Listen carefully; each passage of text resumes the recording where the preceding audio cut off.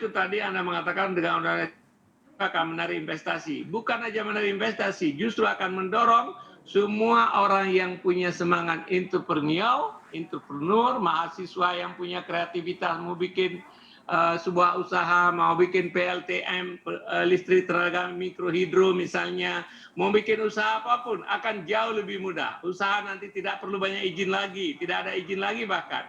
Dan usaha-usaha yang tidak punya resiko, tinggal mendaftar.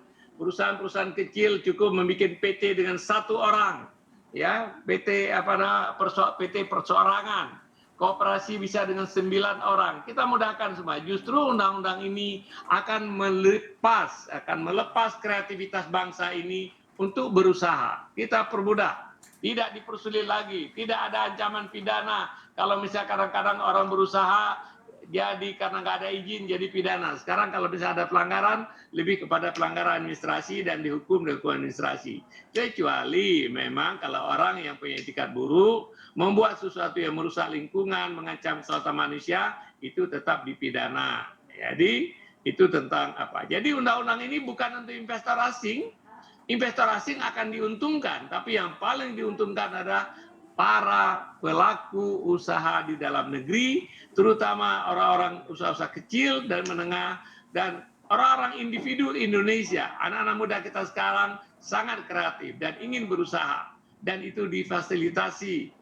Tentang penggunaan teknologi, tentu kita akan menggunakan, karena Presiden mengatakan bahwa negeri ini seperti juga tren internasional makin menuju ke arah digitalisasi. Ya, undang-undang ini memperkenalkan, misalnya ada undang-undang ini kita boleh mengeluarkan sertifikat nanti dalam bentuk sertifikat elektronik. Kemudian tata ruang itu kita masukkan dalam Gistaru namanya, Geospatial Information System, tata ruang, seluruh tata ruang akan dimasukkan di sana. Kemudian diminta juga kepada daerah untuk membuat sistem RDTR, rencana detail tata ruang. Dengan demikian orang akan tahu di mana bisa bikin pabrik, di mana bisa bikin rumah, di mana bisa bikin apa saja, itu sudah jelas pada tingkat yang detail.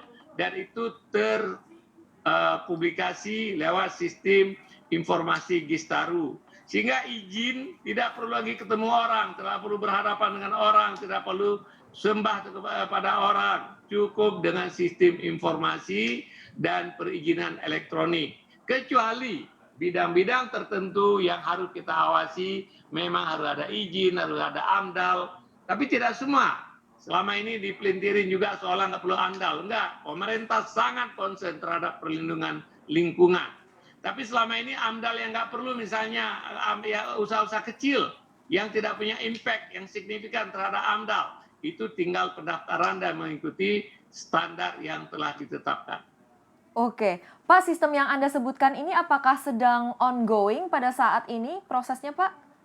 Prosesnya sudah ongoing, tetapi kemudian di undang-undang ini dipercepat, ya kan?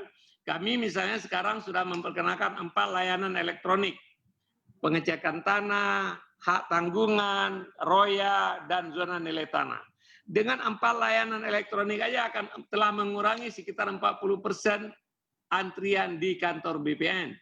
Kita sedang menuju dengan undang-undang yang difasilitasi, kita akan keluarkan sertifikat elektronik. Di masa akan datang, tidak perlu lagi sertifikat yang tebal-tebal itu yang bisa dipalsukan orang.